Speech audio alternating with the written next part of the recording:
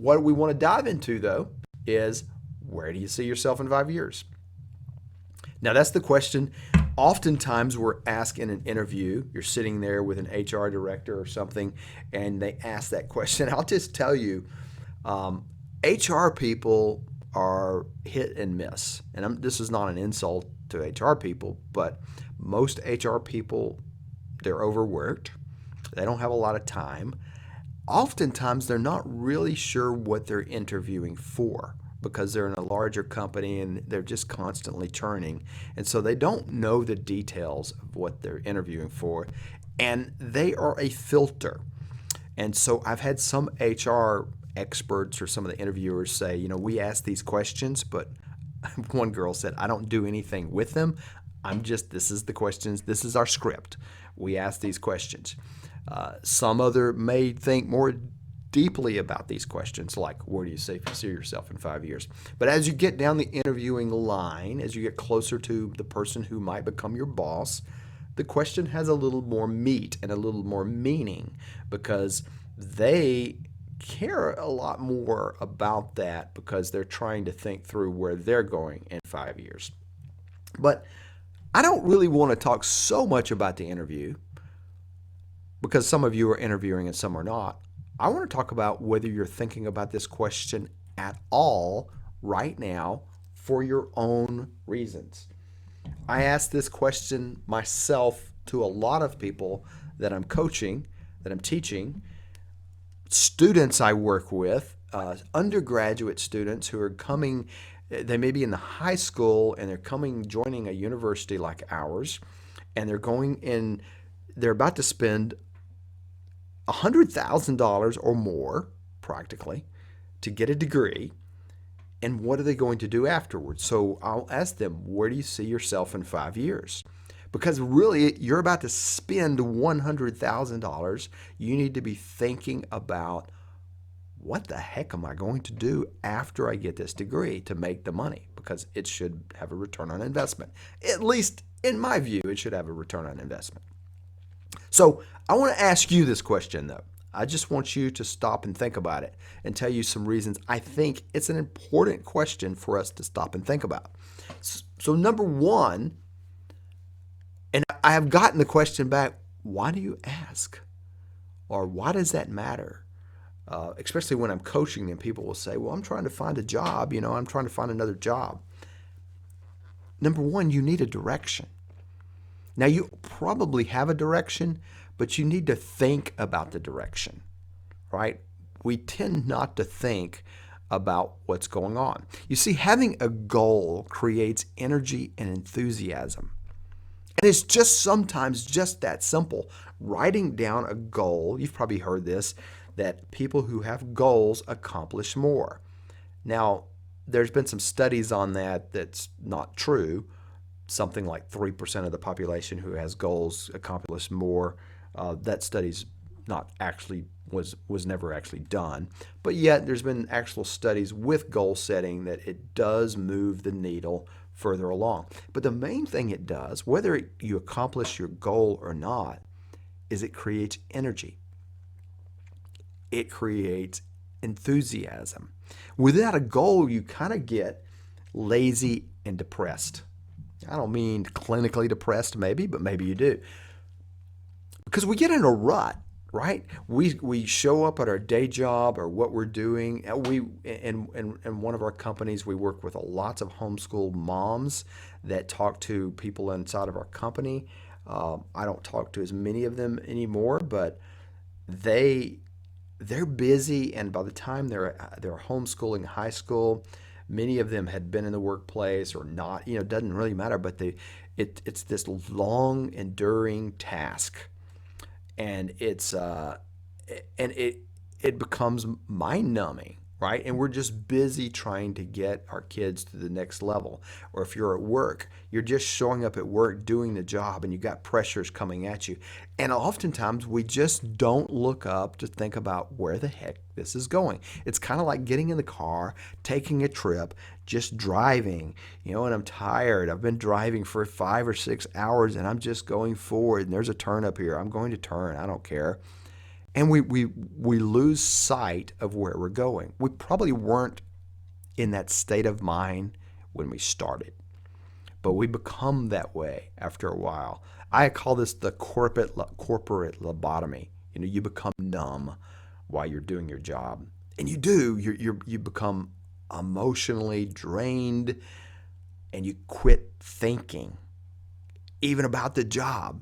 And I've talked about this a number of times before. So sometimes just saying, where do you see yourself in 5 years? Let's stop for just a minute and think about that. How old will you be? How old will your children be? What year is it going to be 5 years from now? What does that look like? Where do you want to be? And sometimes just by asking that question, you start thinking differently. And I know many times we're thinking it's just we're going to retire and just stop doing everything. I've seen friends sell their companies.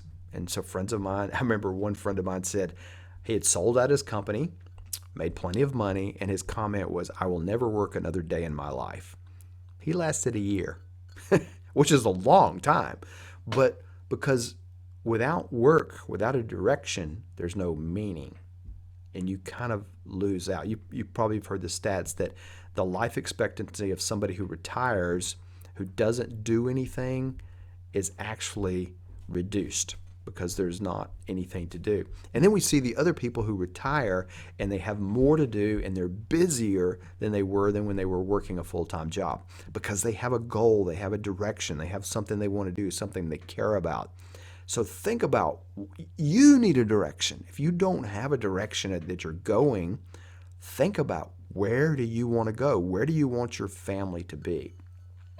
So think about this. Today's decisions, number 2, and I answered this question to somebody just the other day, and he's a fairly young engineer, and I was asking the question, he says, why does it matter? And I said, because today's decisions impact tomorrow's outcome, right? If I want to be somewhere, and it's like driving on the trip, right? If I want to be to Dallas, Texas, and I'm going to drive to Dallas, Texas, my decision at the beginning is critical, but my decision all the way through the path is also critical if I want to be there at a certain time.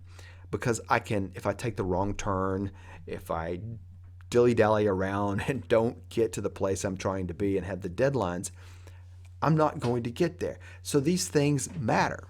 So for instance, if you want to be in a new job or you want to be in a new city, and that's a question I love asking, what city do you want to live in? And a lot of us have never thought about that. Do you really want to stay in the same city? Maybe you do, maybe you don't. What would be your new job? If you could just say 5 years out from now, where would you want to be and what job? What do you want to be earning? Yeah. Do you want to be earning more money? And a lot of people will say, I think maybe I'll be earning, 10% or 20% more than I'm earning now. That's fine. But oftentimes that's a low goal. You don't have to. The question is, where do you want to be? And you want to retire. So going back to that, some people say, well, I want to retire in 5 years. So I have people on my team and the team at the university who they're thinking that way. In 5 years, I'm not going to be doing this. What are you going to be doing? Because when you serve people, you're happier.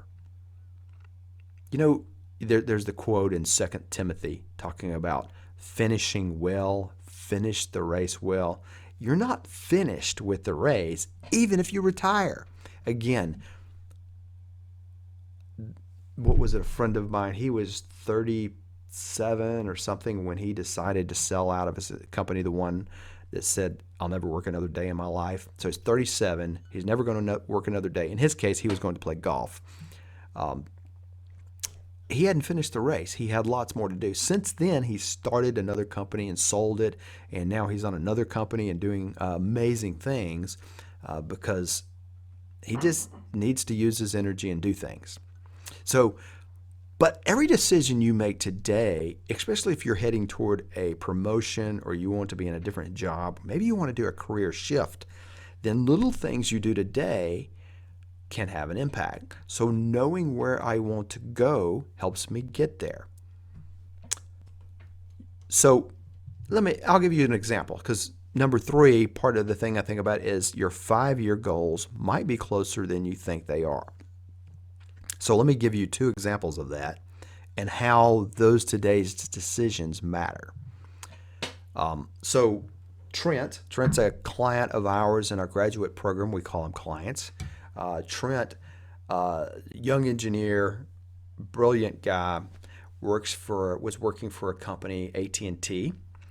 Many of us are familiar with. Now, it wasn't his ideal job.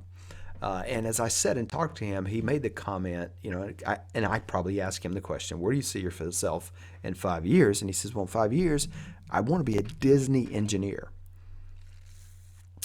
And I said, well, okay, that's interesting. So what are you doing to move toward that direction, right? Today's decision impact tomorrow's outcome. What are you doing? And he said, well, nothing. Now, that probably wasn't really true. That probably wasn't what he really said. But inherently, he wasn't really moving toward that goal. So we started chatting about, hey, who do you know at Disney? Can we help you connect up to somebody at Disney? So point being, within a week or 2, he was talking to people at Disney. Within a month or so, he was going down to Disney to talk to them. Now, they told him, we have no job openings. But within so many months, and it was within 6 months, he was working at Disney. And when I talk to him now, he still loves it. I mean, you never know when you get into something that you want, where you love it, right? He still loves it. But what happened was that 5-year goal, once he kind of got it concrete and thought about what are the little steps I need to be taking now? Because when you get your 5-year goal, what do you need to be doing now to get there? And he realized his 5-year goal in 6 months. Now, I've done that many times with businesses. You move to business success much faster because you get focused, because you define the goal. On so many things, you start moving. There's just nothing like momentum. So I had this story the other day. There's a guy that's in my class. I don't have permission to use his name, so I won't, or I haven't asked him. But he is in a class I'm teaching. He is a PhD, or he was a PhD student. He's from outside the country, was a PhD student, dropped out of the PhD because basically had information that it was going to be a 5 to 6 year ordeal and just wasn't willing to put up with that. And as he came back and started talking to me about it, he realized the PhD students that I work with, somebody told him that I'm very focused on getting them done. Not a 5 or 6 year ordeal. You need to be done. You need to move very swiftly because the goal is to be done, not to hang around as a PhD student forever. Some of you who have PhD students may differ on that. That's okay. That's not my philosophy. My philosophy is get in and get out, take the shortest path possible, because your income doesn't really pick up until after, unless you're doing something else. So he learns this and he comes and talks to me, and we're having this 5-year conversation, right? Always comes back to this 5-year conversation. And when he comes back and talks to me, he realizes, wait a minute.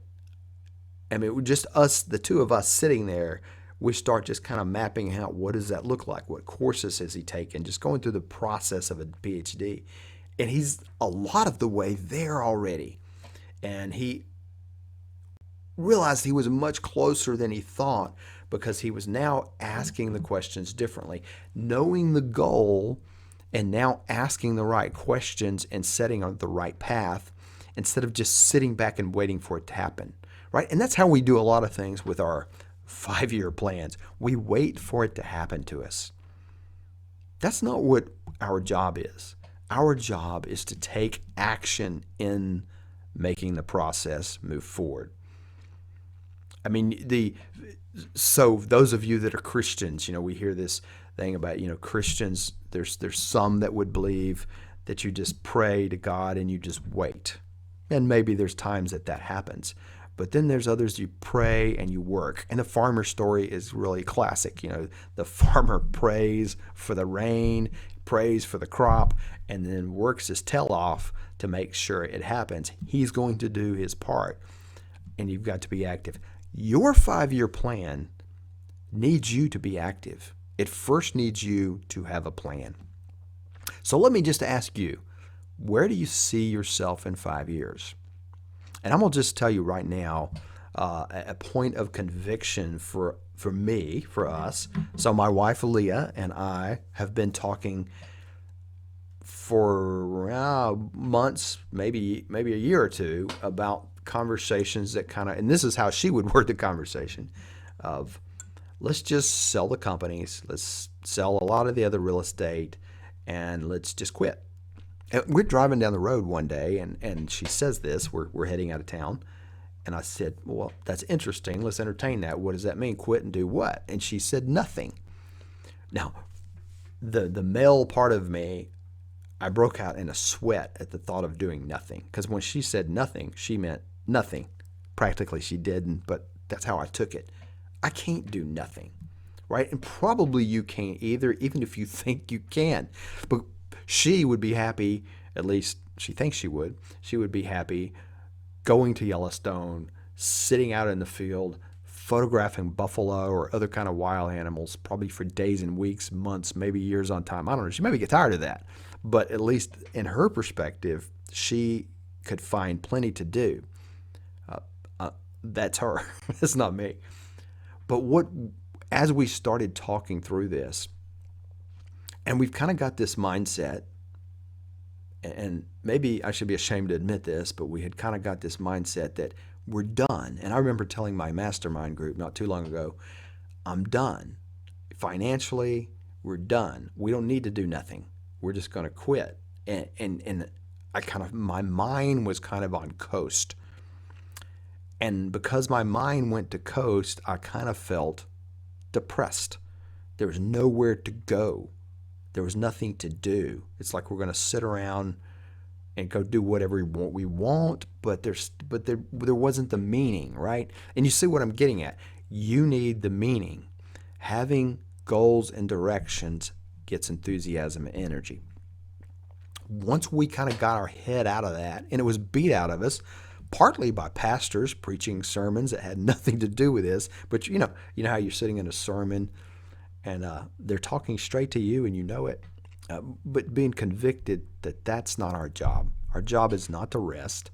Our job is to serve. How do we serve? And as we started talking through that, what are the things that we're serving? And some friends of mine, we talked about that. And there's excitement and energy again in what we're doing, partly because we have a goal and we have something that we're trying to do. And it's fuzzy. I will just be the first to admit to you, it's a little fuzzy right now. So, and as I've talked to people, so a great friend of mine, Marissa, she's helping us look at that. And she just asked me some questions the other day. And it was like, wow, they're easy questions, but they're tough. But it was kind of this, where are you going, Dale? Where do you want to go? But in all of that is excitement.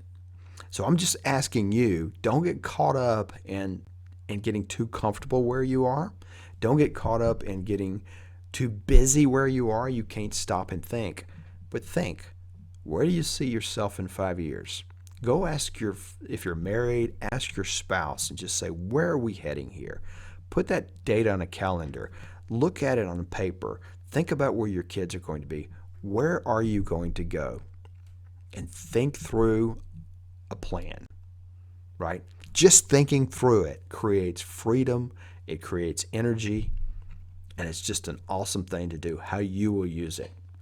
So I share this with you. I share this with you as partly as you hear is that while I coach people on this is a question I ask, and I can look in the mirror and I'm just as guilty as they are, right? It's easy to coach somebody else on something, but it's a struggle that I've had of thinking through what is the service that we provide to people for the next 5 years? Where are we growing to? Where are we going to?